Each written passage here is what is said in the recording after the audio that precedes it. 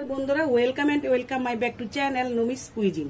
তো চলো আজকে আমি আবারও তোমাদের সাথে নতুন একটা রেসিপি শেয়ার করতে চলে এসেছি। সেটা হলো দেশি চিকেন মুরগি দিয়ে পেঁপে। তো চলো কিভাবে রান্না করি দেখাবো। তো দেখো আজকে আমি দেশি চিকেনের মাংস পেঁপে দিয়ে রান্না করে তোমাদেরকে দেখাবো। তো এখানে 1 কিলো দেশি মুরগের মাংস আমি ধুয়ে ভালো করে পরিষ্কার করে রেখেছি। এখন আমি এটাকে ম্যারিনেট করে নেব। তো প্রথমে দিয়ে দেব হলুদের গুঁড়া, আর দেব স্বাদ অনুসারে লবণ, কিছুটা পরিমাণ সরষের তেল, আর দেব টক দই, আর দেব লেবু বাটার দিয়ে এবার ভালো করে ম্যারিনেট করে নেব। এবার আধা ঘন্টা রেস্টে রেখে দেব। এদিকে নিয়েছি পেঁপেটা এরকম সাইজ করে কেটেছি, আর একটু ছোটো কাটলে গলে যাবে।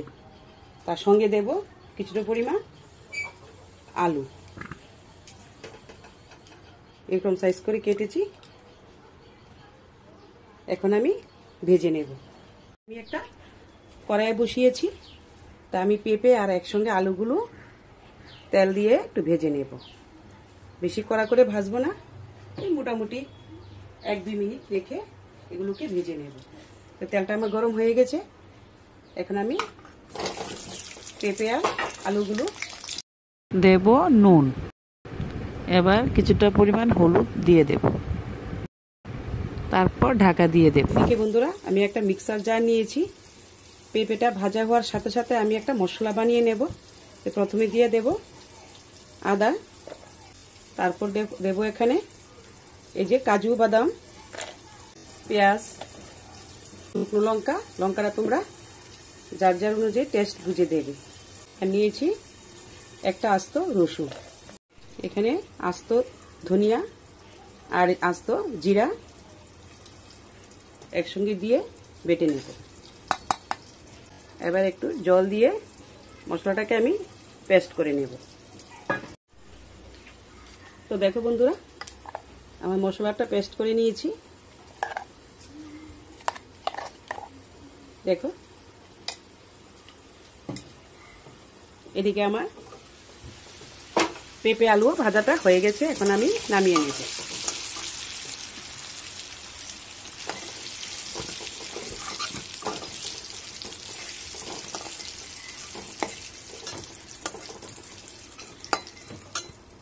দেখো এরকম সুন্দর কালার এসে গেছে। এদিকে আবার আধা ঘন্টা পর ফিরে এসেছি ম্যারিনেট করা চিকেন মাংসগুলো নিয়ে। দেখো এরকম হয়েছে। এখন আমি কিছুটা পেস্ট করে রাখা মশলাগুলো দিয়ে দেব,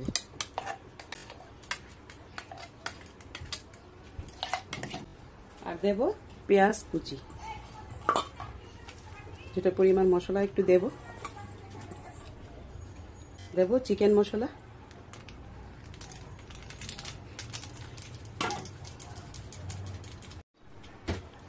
আর দেব গোলমরিচের গুঁড়া, ফ্লেভারটা ভালো আসার জন্য।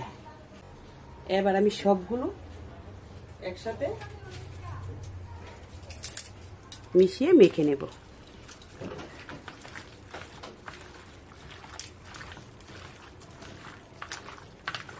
তো প্লিজ বন্ধুরা তোমরা এইভাবে একবার বাড়িতে ট্রাই করে খেয়ে দেখবে কীরকম লাগে। খেয়ে ভালো লেগে থাকলে আমাকে কমেন্টে জানিও। আর যা বন্ধুরা নতুন বন্ধুরা আমার পাশে থাকুনি, তারাও আমার পাশে থাকবে, তবে তো তোমাদেরকে আমি ধন্যবাদ জানাতে পারবো। মাখাটা আমার শেষ হয়ে গেছে, আবারও 10 মিনিট রেখে দেব। এবার 10 মিনিট পরে ফিরে এসেছি। আমি যে পেঁপের ভাজা তেলগুলো রেখেছিলাম, এই তেলের মধ্যে আরেকটু তেল দিয়ে চিকেনটা আমি বসিয়ে দেব।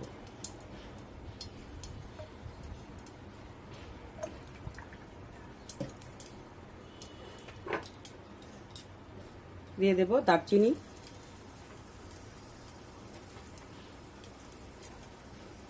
লং, এলাচ,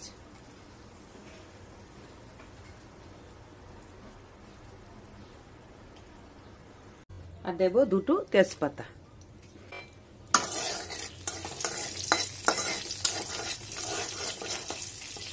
এবার ম্যারিনেট করে রাখা চিকেনগুলো দিয়ে দেব।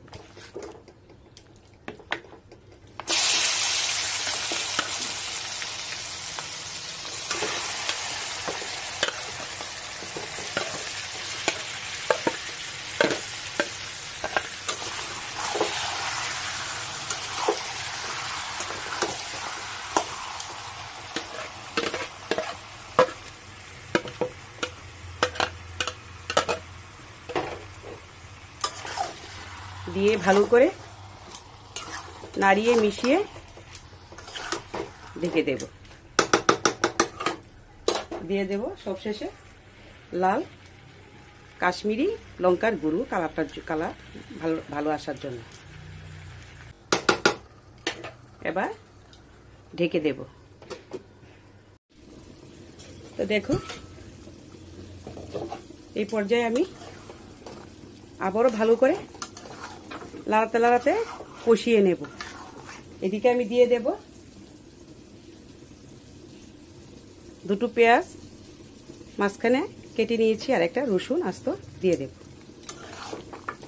দিয়ে আবারও 10 মিনিট ঢেকে দেব।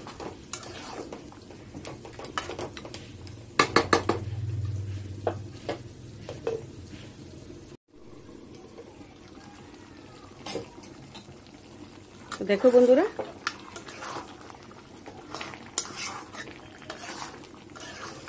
দেখো কিরকম লাগছে দেখতে।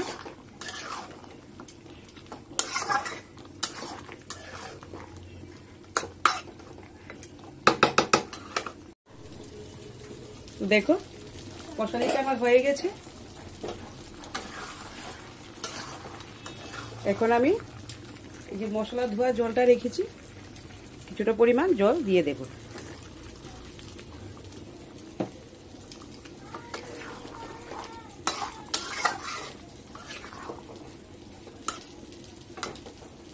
আর দিয়ে দেব পেঁপে আর আলু ভেজে রেখেছি, এগুলোও দিয়ে দেব। দিয়ে আবারও ভালো করে সবগুলো একসঙ্গে মিশিয়ে 10 মিনিটের মতো আবার ঢেকে দেব। তারপর দেখাবো তোমাদেরকে। তো দেখো বন্ধুরা, আমার চিকেনটা একেবারে তৈরি। এখন আমি নামিয়ে নেব। সবশেষে দেব কিছুটা গরম মশলার গুঁড়ো, আর দেব কস্তুরি মেথি পাতা। এবার আমি নামিয়ে নেব। দেখো আলুটাও সিদ্ধ হয়ে গেছে, আমার পেঁপেটাও সিদ্ধ হয়ে গেছে। আমার চিকেন রেসিপিটা একেবারে তৈরি। তো দেখো কিরকম লাগছে দেখতে বন্ধুরা। দেখো কিরকম সফট নরমও হয়ে গেছে। একটা খুলেও দেখাই, দেখো।